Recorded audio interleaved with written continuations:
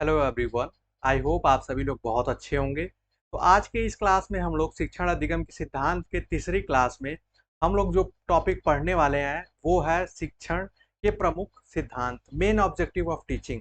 पिछली क्लास में हम लोगों ने, अगर आपको याद हो, एक बार आप देख सकते हैं, पिछली क्लास में हम लोगों ने डेफिनेशन पढ़ी थी, परिभाषाएं क्या है शिक्षण की, और उसके बाद हमने गुड टीचिंग के कैरेक्टरिस्टिक्स पढ़े थे कि उत्तम शिक्षण की विशेषताएं क्या है। आज हम लोग उसी क्रम में पढ़ेंगे शिक्षण के प्रमुख उद्देश्य क्या है।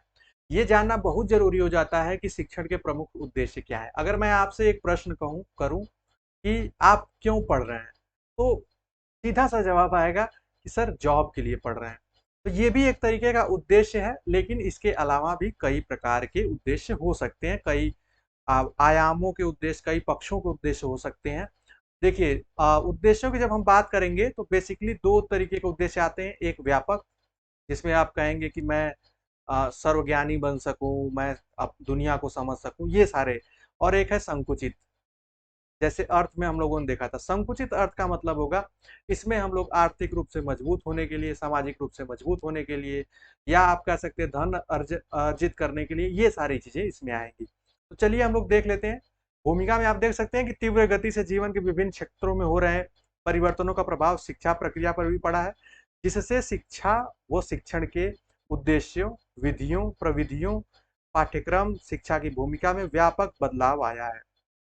आप सभी लोगों को पता है, अगर आप पीछे झांक कर देखें, मतलब आप फ्लैशबैक में अगर देखें, तो जब हम आज से, आप सोच लीजिए कि आप क्लास फिफ्थ में हैं, उस समय टीचिंग कितने अलग तरीके से पढ़ाई जाती थी, मैंडेटरी थी। उस समय फोन का कोई रोल नहीं था, बिना फोन के हम लोग जीते थे, ये भी आप देख सकते हैं।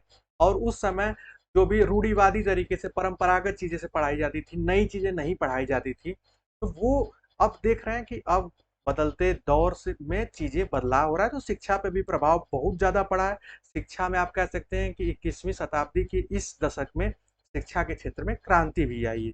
तो इसमें क्या क्या परिवर्तन है उसमें देखिए। और सबसे इंपॉर्टेंट जो है कि आपको ये जानना है कि शिक्षण का उद्देश्य क्या है।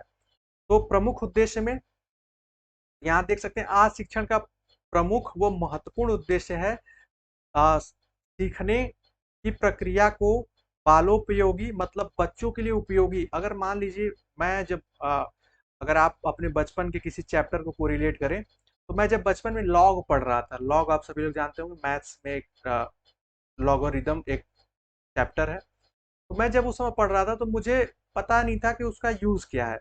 आपने ट्रिग्नोमेट्री पढ़ी, जो लोग इंजीनियरिंग में नहीं गए तो उनको लगता है कि उसका यूज क्या है। तो ऐसे बहुत से चैप्टर हम लोगों ने पढ़ा जिसका व्यवहारिक जीवन में कोई यूज नहीं था। हमने sine theta, cos theta, tan theta, ये सारी चीजें पढ़ी हैं, आप लोग भी पढ़े होंगे। किन चीजों का व्यवहारिक जीवन में उपयोग तब होता जब हम उस क्षेत्र में जाते। तो शिक्षण का सबसे प्रमुख उद्देश्य जो होता है कि पहले की उस प्रक्रिया को बालोपयोगी बनाओ, कि बालक के व्यवहारिक जीवन में उपयोगी हो, रुचिकर हो, इंटरेस्ट आए उनमें पढ़ने के लिए, आनंददायी हो। हालांकि ये जरूरी नहीं है कि हर शिक्षा, हर शिक्षण में आनंद ही मिले। उसके बाद प्रभावी हो, व्यवहारिक वो बोधगम्य बनाना है उनको।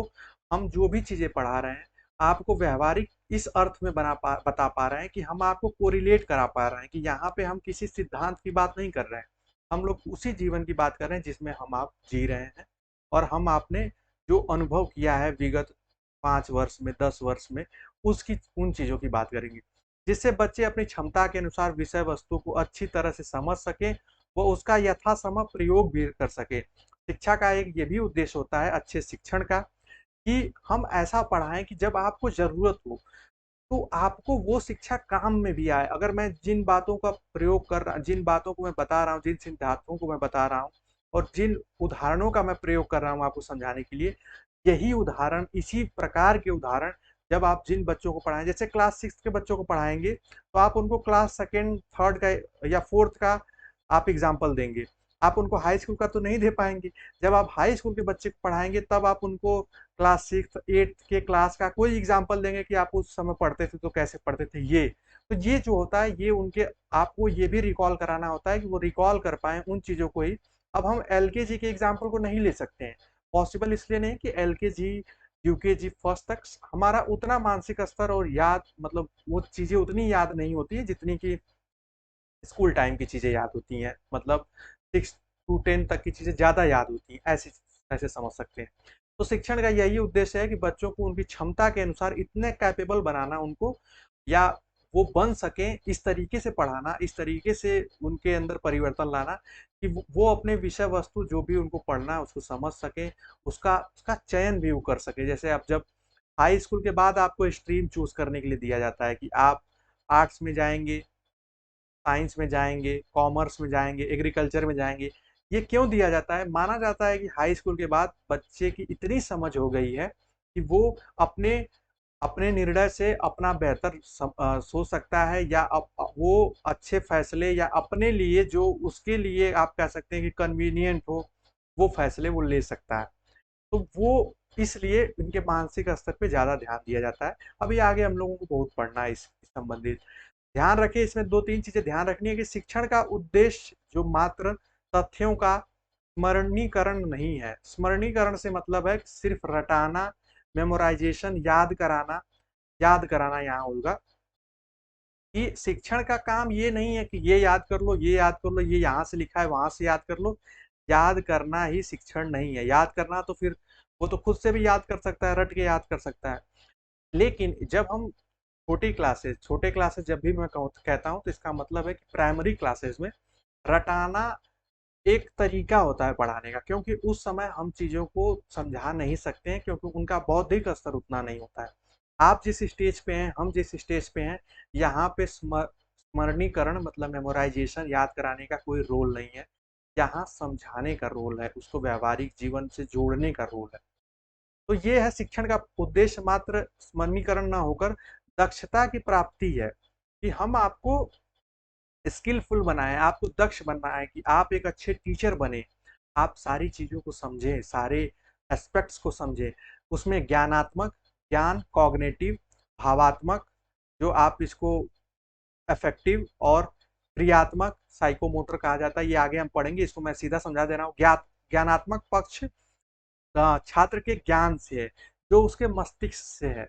भावात्मक जो उसके हृदय से है। क्रियात्मक जो उसके शरीर से है। इसका मतलब है हम जब भी बच्चे को सिखाएंगे तो उसके ज्ञान की वृद्धि के लिए भी सिखाएंगे, उसके अंदर अच्छे भावों को, आप कह सकते हो उसके भावों को निर्माण के लिए, या उसके भावों के अनुभूति के लिए, या उसमें अच्छे प्रभाव या अच्छे भाव को बनाए रखने के लिए हम शिक्षण, मतलब उसको हम ऐसी कोई शिक्षा नहीं देंगे कि उसके अंदर से प्रेम की भावना, आप स्नेह की भावना, दुख सुख सुख की भावना, ये सारी चीजें भावना हटा दें तो ये शिक्षण नहीं होगा। क्रियात्मक पक्ष हम उनको ये भी बनाएंगे कि वो फिजिकली भी उस काम को व्यवहारिक रूप से कर सके। इसी में एक रायबर्न ने अपने एक तथ्य के अनुसार एक स्टेटमेंट कहा है कि शिक्षण का प्रमुख उद्देश्य विद्यार्थियों को इस योग्य बनाना है कि वो सफल जीवन जी सके। व्यापक अर्थ में, जैसा मैंने आपको बताया था कि ये 2 अर्थ में हम लोग पढ़ेंगे, तो ये व्यापक अर्थ में रायबर्न ने कहा है कि शिक्षण का जो प्रमुख उद्देश्य है वो है विद्यार्थियों को योग्य बनाना, जिससे वो सफल जीवन जी सके। ये आप समझ लीजिए। इसके बाद जो कुछ निम्न है, जैसे आपके एग्जाम में क्वेश्चन कैसे आ सकते हैं कि शिक्षण के उद्देश्य लिखिए, तो उद्देश्य में कम से कम आपको 5 से 8 या 10 उद्देश्य लिखना होता है। वो आप अपने खुद के अनुभव से भी लिख सकते हैं, लेकिन आप हो सकता है 5 या 8 तक नहीं लिख पाएंगे जब तक आप जानते नहीं रहेंगे कि और क्या शिक्षण के उद्देश्य कहे जा सकते हैं और क्या होते हैं। ये आपको जानना पड़ेगा। उसमें देख लेते हैं हम लोग कि शिक्षण का उद्देश्य शिक्षार्थी को जीवन उपयोगी ज्ञान प्रदान करके उनके व्यक्तित्व, पर्सनालिटी, क्षमताओं, जो उनकी कैपेबिलिटी है, क्षमताओं और योग्यताओं, जो क्वालिफिकेशन है उनकी, कुशलताओं, स्किल, टैलेंट का अधिकतम विकास करना है। इसका मतलब ये एक बहुत ही इम्पोर्टेंट स्टेटमेंट है, या एक वाक्य है। शिक्षण का जो उद्देश्य होगा टीचिंग का, मैं आपको पढ़ा रहा हूँ, मैं चाहूंगा कि आप मेरे द्वारा पढ़ाई गई चीजें, मेरे द्वारा समझाई बताई गई चीजों का व्यवहारिक जीवन में तो उपयोग करें ही, अगर आप कहीं पढ़ाएं, साथ ही साथ आपके व्यक्तित्व में, अगर आप बोलने में संकोच करने वाले उस टाइप के छात्र हैं, या अभी आप कहीं नहीं बोल पाते हैं, कहीं नहीं मतलब उस तरीके से आपको मौका नहीं मिला है, तो आप अपने व्यक्तित्व में विकास करें। अगर आपको लगता है कि मैं नहीं पढ़ा पाऊंगा, तो आप अपनी क्षमताओं का विकास करें। ऐसा कुछ भी नहीं है। उसके लिए आपको अच्छे ढंग से पढ़ना और उस मानसिक स्तर पे समझना होता है जिस कक्षा में आप जाके पढ़ाते हैं। योग्यताओं का अगर आप आप ये मानते हैं कि आप योग्य नहीं है पढ़ाने को, तो उसमें विकास करना है। अगर आप पढ़ाते हैं लेकिन अच्छा नहीं पढ़ा पाते हैं तो उसकी कुशलताओं में विकास करना। इन सारे तरीके के का काम कर विकास करने का कार्य जो है वो शिक्षण करता है, ये ध्यान रखिएगा। शिक्षार्थी को सीखने के लिए प्रोत्साहित करना जिससे वे पढ़ने व अन्य कार्यों में रुचि ले सके, जिसके बारे में हम लोगों ने बात कर ली है कि इस तरीके से प्रोत्साहित करना। मोटिवेशन एक बहुत ही इंपॉर्टेंट, आप उनको करेज करना है। ये आप जैसे कहते हैं कि हम उनको हमेशा उनकी चीज़ों को प्रमोट करेंगे। अगर गलती भी होगी तो हम कहेंगे कि अगली बार से आप गलती ना करें। अगर आप मतलब ऐसा भी नहीं उनको हम डाँटते हैं, ऐसा भी नहीं कि वो सीखना ही बंद कर दें। बहुत सी चीज़ें हम गलतियों से सीखते हैं। अगर किसी कोई बच्चा अगर मान लो कि वो किसी सब्जेक्ट में कम मार्क्स लाता है, तो अगर वो पॉज़िटिव रहता है, टीचर पॉज़िटिव रहता है, तो उससे बोलता है कम मार्क्स ला रहे हो आप, इस पे वर्क करोगे तो अच्छा लाओगे, टॉप करोगे, आपका नाम होगा। ऐसे तरीके से क्लास में आपको क्लास मॉनिटर बना दिया जाएगा। तब ये हो जाता है एक प्रोत्साहन की क्रिया कि उसको प्रोत्साहित किया जा रहा है कि आप इस चीज़ को ऐसे पढ़ो। उसके बाद छात्रों में विश्वास जो आप कह सकते हैं कॉन्फिडेंस जो है, सेल्फ कॉन्फिडेंस की भावना जागृत करना भी शिक्षण का उद्देश्य है। हम जब पढ़ाते हैं तो हमारा उद्देश्य है, या हम जब पढ़ें तो हमारा उद्देश्य है तो कि हमारे अंदर कॉन्फिडेंस आए कि हम किसी को पढ़ा सकें, या हम किसी को, वो चाहे 50 लोगों को पढ़ाना हो, 100 या 1000 लोगों को पढ़ाना हो, वो भी पढ़ाने में हम सक्षम हों। तो आत्मविश्वास की भावना जागृत करना भी शिक्षण का एक प्रमुख उद्देश्य है।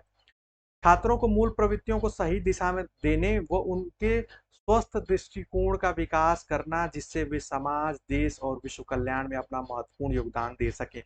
शिक्षण का एक व्यापक अर्थ ये भी है कि जब एक छात्र, अगर एक छात्र और एक शिक्षक हैं, तो शिक्षक का ये काम है कि छात्र की जो मूल प्रवृत्तियां हैं उनको सही दिशा देना। अगर बच्चा बदमाशी कर रहा है तो वो बदमाशी उस हद तक ही हो कि वो समाज के लिए, आप कह सकते हैं कि वो बाल अपराधी न बन जाए। ऐसी कोई उसकी एक्टिविटी ना हो। मान लो कि आप वो बच्चों को मारता पीटता है, या कोई एक बच्चा शरारती है, तो वो एक शरारत एक हद तक हो। मतलब एक शिक्षक को ये भी ध्यान देना होता है कि उसकी शरारत इस कदर ना बढ़ जाए कि वो समाज के लिए हानिकारक हो। आप समझ रहे होंगे, वो क्रिमिनल डायरेक्शन में ना जाए, मतलब बाल, जिसको हम कहते हैं बाल अपराधी की दिशा में ना जाए। तो और उसका दृष्टिकोण जो हो वो समाज और देश और विश्व कल्याण के लिए, ऐसा उस हम उसकी प्रवृत्तियों को दिशा देंगे कि वो समाज के लिए भी योगदान दे, देश के लिए, विश्व कल्याण के लिए दे। जीविकोपार्जन करना प्रत्येक व्यक्ति के जीवन में महत्वपूर्ण होता है। जैसा आप लोग पढ़ रहे हैं, आप लोग बीएड, बीटीसी या जो भी कोई कोर्स करेंगे, इसका उद्देश्य यही है कि हमें जॉब मिल जाए, हमारी लाइफ सेट हो जाए, हम अच्छे से अच्छे लाइफ जिए, ये हमारे गोल हैं। और अतः छात्रों को स्वावलंबी बनाना, आप ये चाहते हैं कि जब हमें जॉब होगी तो हमारे पास इनकम आएगी, और इनकम से हम जो चाहेंगे वो कर पाएंगे, हम अपने लिए अच्छा घर, अपने लिए अच्छी गाड़ी ले पाएंगे, और भी जो चीज़ें अपनी ख्वाहिशों को पूरा कर पाएंगे। तो ये भी शिक्षण का उद्देश्य है। इसमें व्यावसायिक दक्षता उत्पन्न करना भी शिक्षण का उद्देश्य है। आज के समय में टीचिंग जो है व्यावसायिक दक्षता है, क्योंकि जब आप कहीं जाके पढ़ाएंगे तो उसके बदले आप उनसे चार्ज लेंगे, आप उनसे पैसा लेंगे।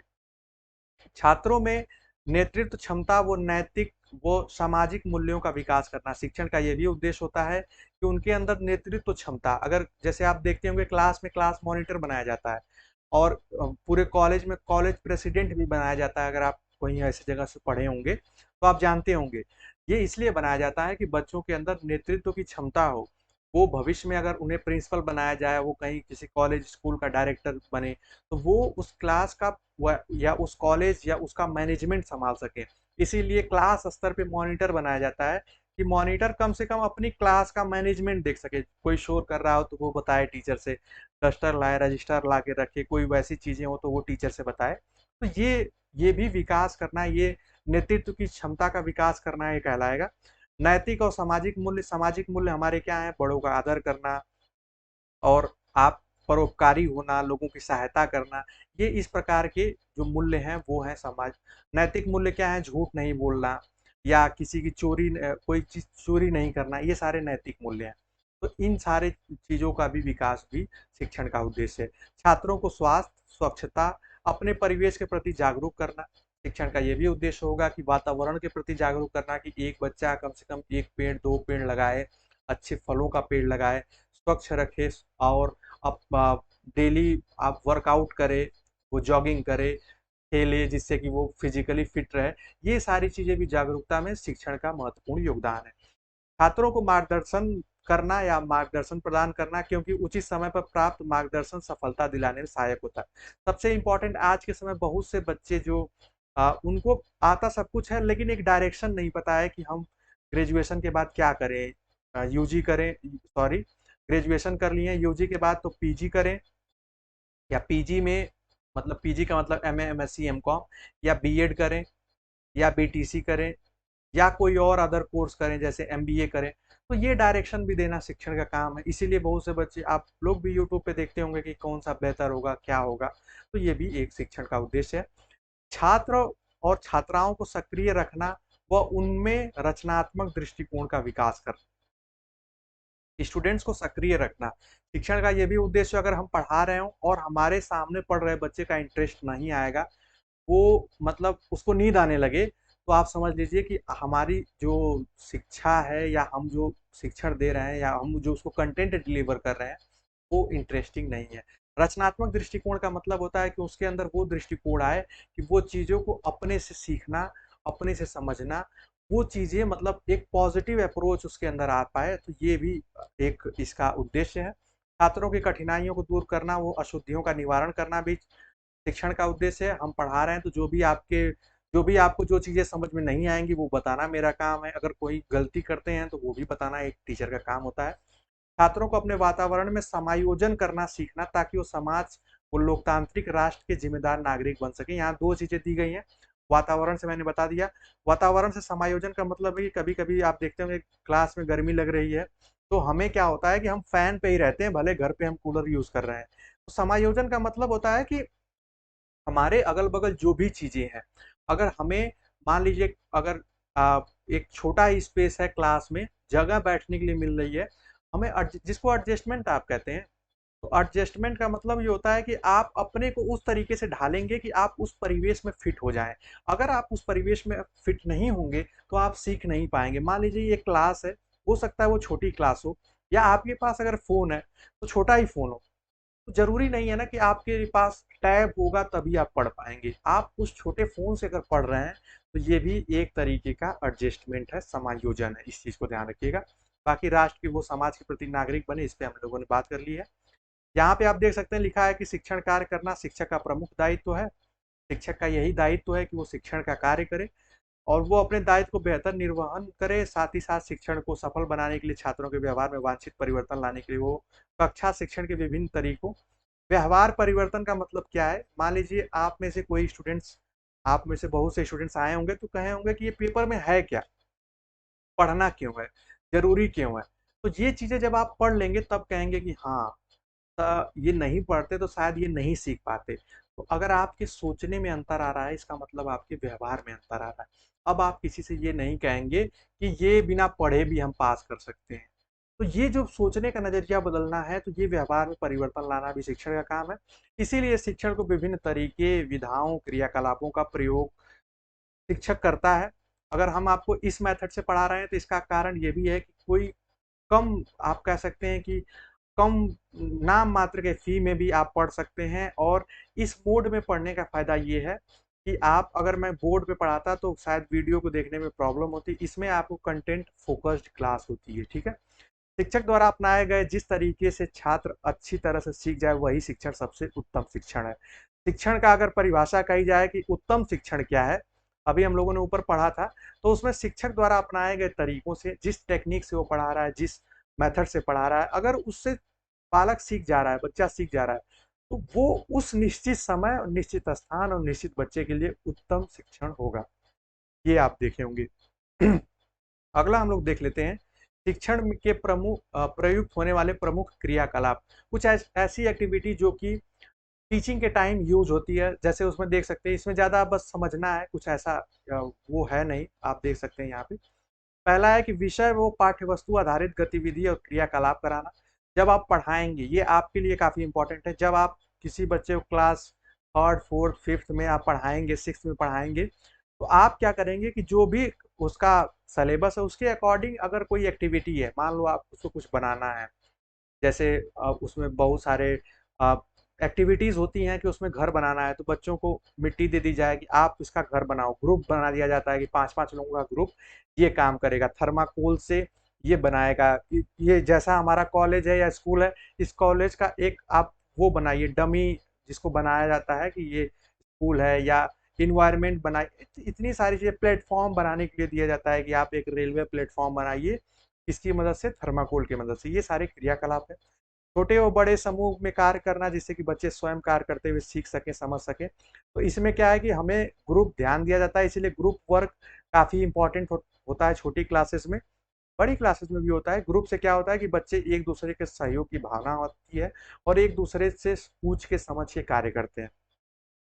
और उसके बाद इसमें जो इम्पोर्टेंट है वो देख लीजिए, विविध प्रकार के अभ्यास कराना और उनकी जांच करना भी ये क्रियाकलाप है। शिक्षण के दौरान आपको ये करना पड़ता है, करना चाहिए। शैक्षिक वो जो मनोरंजनात्मक खेल खिलवाना है, उनको ऐसा खेल भी खिलवाना है जिससे उनमें मनोरंजन और इंटरटेनमेंट टाइप का, जैसे कि हम बचपन में खो खो खेलते हैं, कबड्डी खेलते हैं, और भी बहुत सारे, अब तो और सारे गेम आ गए हैं, बैडमिंटन खेलते हैं। तो ये भी ध्यान दिया जाता है। जैसे कहीं कहीं चेस होता है, तो चेस फिजिकल गेम नहीं हो, मेंटल गेम है। तो टीचर का काम होता है कि कब फिजिकली गेम, मतलब फुटबॉल हो गया, क्रिकेट हो गया, ये खिलवाना है, ये सारी चीजें। वर्णन, व्याख्यान वो कथन कहना। वर्णन का मतलब किसी चीज को समझाना होता है, व्याख्यान का मतलब उस चीज को वर्णन का मतलब किसी एक वस्तु जैसी है वैसी अगर मैं आपको बता दूं तो वो वर्णन हो गया। व्याख्यान का मतलब उसमें मेरे भी कुछ विचार उसमें जुड़ जाएंगे, तो वो व्याख्यान होगा। प्रश्नोत्तरी माध्यम से प्रश्न पूछकर उनके सामने स्पष्ट करना, उनसे पता करना कि उन्हें कितना समझ में आया। लिखित और मौखिक अभिव्यक्ति क्षमता में विकास हेतु प्रत्येक बच्चों से वार्तालाप करना, आपको बात भी करना होगा प्रत्येक बच्चों से। उनको कविता, कहानी, दृश्य चित्र आधारित लेख लिखवाना। उनको ये दे देना कि ये एक दृश्य दिखा दीजिए, एक बच्चा है, मान लीजिए एक एग्जाम्पल आपको बता रहे हैं। ये एक आदमी है, उसके साथ एक छोटा बच्चा है, इसके हाथ में थैला है, ठीक है। अब आप ये दिखा दीजिए, बताइए कि आप सभी लोग, आप इसको एक पेज में लिखिए कि आप क्या देख पा रहे हैं। यहाँ पे आप देख लीजिए कुछ मार्केट बनी है, कुछ ऐसा। तो इसका मतलब एक जो बच्चे अलग अलग तरीके से समझ पाएंगे। जैसे मैं आपको बता रहा हूँ, तो हो सकता है आप में से बहुत से लोग समझ गए होंगे कि एक आदमी जो है अपने बच्चे के साथ मार्केट जा रहा है। ये तरीका जो है ये आपको सीखना पड़ेगा, ठीक है। उसके बाद सहायक सामग्री का समुचित प्रयोग। सहायक सामग्री क्या होती है? पढ़ाने के दौरान बहुत सारी चीजें आपको ले जानी होती है। अगर आप विटामिन पढ़ा रहे हैं तो आपको फ्रूट्स ले जाने पड़ेंगे कि बच्चों को समझ में आए। बहुत सारे ऐसे प्रोजेक्ट है, खिलौने ले जाने पड़ेंगे कि जो उन समझे। अगर आप, जैसे मान लीजिए कि अगर आप कोई ऐसा कोई टॉपिक पढ़ा रहे हैं जिसमें आपको लग रहा है कि, मान लीजिए आप उनको लाइट पढ़ा रहे हैं कि लाइट क्या हो, हालांकि आप लाइट अभी नहीं पढ़ाएंगे, कुछ एग्जांपल ऐसा ले लेते हैं जो कि एकदम छोटा एग्जांपल हो। जैसे साइंस में आप उनको पढ़ा रहे हैं कि विटामिन्स क्या होते हैं। विटामिन्स को, हालांकि ये क्या होता है कि क्लास 8th में चला जाता है। कुछ भी जब ऐसा टॉपिक पढ़ाते हैं तो उससे रिलेटेड, जैसे ग्रेविटी पढ़ाते हैं तो हम लोग एक बॉल ले जाते हैं, बॉल को ड्रॉप करते हैं तो बॉल नीचे गिर जाती है। ये सारे जो है ये सहायक सामग्री है, वहां के लिए वो बॉल सहायक सामग्री है। अगर आप किसी राजाओं के नाम बता रहे हैं तो राजाओं के चित्र दिखाएंगे तो बच्चे ज्यादा समझ पाएंगे कि अच्छा ये वो राजा है, और ये इनका साम्राज्य था, इनकी राजधानी ऐसे दिखती थी। ये चीज, जैसे हम आप सिर्फ ताजमहल ताजमहल करेंगे तो शायद बच्चे नहीं सीख पाएंगे। जब हम उनको ताजमहल का चित्र दिखाएंगे, जिसने बनवाया उसका चित्र बगल में दिखाएंगे, तब वो उसको कोरिलेट कर पाएंगे। इसी को सहायक सामग्री कहा जाता है। उसके बाद उनका मूल्यांकन करना, इवैल्यूएशन करना, महत्वपूर्ण बिंदुओं को श्यामपट्ट पर लिखना। आप जो भी इंपॉर्टेंट चीजें होंगी वो सब सब श्यामपट्ट मतलब ब्लैक बोर्ड पे लिखेंगे। प्रेरणा वो आवश्यक सुझाव प्रदान करना, समय समय पर उनको मोटिवेट करेंगे, उनको सजेशन देंगे। ये सारी चीजें आपको क्रियाकलाप करना होता है। लास्ट में एक one of the most important fact है, इसको अगर आप लोग समझ गए तो ये चैप्टर कभी भूलने वाले नहीं है। आपको बता दें, यही चैप्टर को टीचिंग एप्टीट्यूड कहा जाता है, शिक्षण अभिक्षमता। तो इसलिए इसको बहुत ही महत्वपूर्ण तरीके से समझिए। यहाँ देखिए, वर्तमान संदर्भों में शिक्षण केवल ज्ञान, सूचना और प्राप्त जानकारी प्राप्त करना ही नहीं है। वर्तमान समय में ये नहीं है कि सिर्फ ज्ञान मिल गया, सूचना मिल गई तो ये शिक्षण हो गया। अगर आप वो तो ज्ञान तो आपको न्यूज़पेपर से भी मिल जाता है। ज्ञान का मतलब ज्ञान नहीं मिलता, वो सूचना मिलती है। सूचना और ज्ञान में अंतर होता है। जब सूचना का व्यावहारिक रूप जो होता है, जिसे आप समझ कर उसको अप्लाई भी कर पाते हैं, वो ज्ञान हो जाता है। आगे हम लोग पढ़ेंगे। शिक्षण तथा सीखना दोनों एक ही सिक्के के दो पहलू हैं। पिछली क्लास में मैंने बताया था कि टीचिंग तब तक नहीं हो सकती जब तक लर्निंग ना हो। ये ध्यान दीजिएगा, इन दोनों में अंतर क्रियाएं हैं। टीचिंग चल रही है, मैं पढ़ा रहा हूँ, आप सुन रहे हैं, पढ़ रहे हैं, तभी।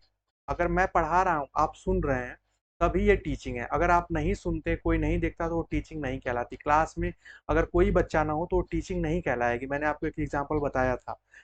शिक्षण का कार्य अधिगम में प्रभावशीलता लाना है। शिक्षण का काम ये है कि जो चीज़ आप सीख रहे हैं, आप अपने से भी सीख सकते हैं, लेकिन प्रभावी तरीके से नहीं सीख सकते हैं। तो शिक्षण का ये भी उद्देश्य है, कार्य है कि आप में प्रभावशीलता लाना। शिक्षण एक कार्य है, जबकि अधिगम एक उपलब्धि। शिक्षण जो है एक तरीके का कार्य है, एक्टिविटी है, मैं आपको पढ़ा रहा हूँ, ये क्रिया है। अधिगम जो है उपलब्धि है, आप सीख गए, तब ये हमारी उपलब्धि है। ये आपकी उपलब्धि है कि आपने इतना समय दिया तो ये चीजें सीखा। आई होप आप लोग ये समझ पा रहे होंगे जो मैं समझाने का प्रयास कर रहा हूँ। शिक्षण तभी सार्थक व प्रभावी होगा जब छात्र सीखे गए विषय और ज्ञान के आधार पर अपने व्यवहार में सकारात्मक परिवर्तन ला सके तथा जीवन के विभिन्न क्षेत्रों व परिस्थितियों में उसका समुचित प्रयोग कर सके। मैंने आपको सिखाया, अगर आप स्कूल में पढ़ाने गए या आप पढ़ाना चाहते हैं, अगर उसका प्रयोग नहीं किए, तो वो सही मायने में शिक्षण नहीं होगा। अगर आप उसका सकारात्मक परिवर्तन करेंगे, तभी वो प्रभावी शिक्षण माना जाएगा। तो और शिक्षण जीवन के विभिन्न क्षेत्रों और परिस्थितियों में उसका समुचित प्रयोग कर सके, मतलब हम सिंपल सा ये हम पढ़ चुके हैं कि शिक्षण का अर्थ ही है, आप जब चीज़ों को सीख लें, पढ़ लें, उसका यूज़ ज़रूर करें, उसका प्रैक्टिकल लाइफ में यूज़ ज़रूर करें। जब हम लोग बाल विकास पढ़ रहे हैं, तो बाल विकास में आपने देखा होगा कि हम लोग बच्चों के मानसिक स्तर, शारीरिक स्तर और बौद्धिक स्तर को देख रहे हैं कि वो कब क्या एक्टिविटी करते हैं, कब उनको कौन सी चीज़ पसंद होती है, क्या-क्या परिवर्तन आते हैं। उसके आधार पे जब आप पढ़ाते हैं, तो आप बच्चों को ये नहीं कह सकते हैं कि तुम्हें क्यों नहीं समझ में आया। अब आप उस समय जब आप अच्छे शिक्षक होंगे, आपको समझना पड़ेगा कि उस बच्चे की आयु क्या है और वो क्यों नहीं समझ पा रहा है। तो आई होप आज की ये क्लास आप लोगों को समझ में आई होगी, जिसमें हम लोगों ने शिक्षण के प्रमुख उद्देश्य और क्रियाकलापों को पढ़ा। तो ये ध्यान रखिएगा कि शिक्षण में लास्ट में जब एक प्रक्रिया चलती है, तो अगर मैं आपको एक इम्पॉर्टेंट एक डायग्राम बता देता हूँ। टीचिंग टीचिंग में टीचिंग के बाद लर्निंग है, बाद नहीं है, ये साथ चलता है, ये हम लोग पढ़ चुके हैं। इसके बाद इवेल्युएशन होता है, मूल्यांकन। इवेल्युएशन का मतलब क्या है, मूल्यांकन का मतलब क्या है कि हम जब तक एक टीचर पढ़ा रहा है, अगर वो मूल्यांकन ही नहीं करता है कि उसके बच्चों को क्या नहीं समझ में आ रहा है, तो वो प्रभावी शिक्षक नहीं है। आप अगर हम क्लास फोर्थ में किसी बच्चे को पढ़ा रहे हैं, हमने उसको मान लीजिए टेबल याद करवा दिया, टेबल हमने उससे पूछा ही नहीं, तो हमें पता कैसे चलेगा कि उसने कितना सीखा, कितने टेबल याद किए। हमने उससे हो सकता है 15 तक टेबल याद करने के लिए कहा था, उसको याद नहीं हुआ। तो ये चीज़ें ज़रूरी है। तो टीचिंग मूल्यांकन के आधार पर ही आंकी जाती है। ये लास्ट स्टेटमेंट है मेरा इस क्लास में। तो आई होप आपको ये क्लास समझ में आई होगी। आगे के चैप्टर में हम लोग आगे की क्लासेस पढ़ेंगे। आप लोगों के लिए मूल्यांकन है, अभ्यास ये है, आप लोग अपनी कॉपी में लिखें। त्रिमुखी प्रक्रिया के रूप में शिक्षा के 3 केंद्र कौन-कौन से, मैं आपको केंद्र बता चुका हूँ। शिक्षण क्या है, आप अपने आधार पे, अपनी समझ पे लिखिए। अब आप इतना पढ़ने के बाद शिक्षण को कैसे परिभाषित करेंगे, इसके व्यापक अर्थ और संकुचित अर्थ को लिखिएगा। ये सब आप अपनी नोटबुक, अपने नोट्स में बनाइए। शिक्षण के उद्देश्य स्पष्ट करते हुए अच्छे शिक्षण की प्रमुख विशेषताएं डालिए, जो कि मैं आपको बताया था। अच्छे शिक्षण में लगभग जब आप लिखेंगे, तो 6 से 8 पॉइंट आपको जरूर लिखना है। शिक्षक अपने शिक्षण को अधिक क्रियाशील, प्रभावी और अंतःक्रियात्मक कैसे बनाता या बना सकता है। मतलब आप अगर एक टीचर होंगे, तो कैसा आप अपने शिक्षण में वो कैसे चेंजेस लाएंगे कि आप बच्चों को बिजी रखें, बच्चों को इंटरेक्ट, मतलब एक दूसरे से जुड़े रखें। जैसे ग्रुप डिस्कशन हम कराते हैं, इसलिए कि बच्चे क्रियाशील रहें। कोई खाली रहेगा तो वो नहीं पढ़ेगा। एक दूसरे में बिजी रहें, वो बच्चों से, टीचर से इतना इंटरेक्ट करें कि उन्हें और चीज़ का ख्याल ना रहे, सिर्फ और सिर्फ पढ़ाई या जो वो समय या जो क्लास चली उस पर फोकस रहे, उन्हें अपने घर की कोई चीज़ याद ना आए। तो ये प्रभावी शिक्षण का एक लक्षण होता है। तो आज की क्लास में सिर्फ इतना ही रखते हैं। मिलते हैं नेक्स्ट चैप्टर में, नेक्स्ट क्लास के साथ। तब तक के लिए bye bye, take care and keep watching.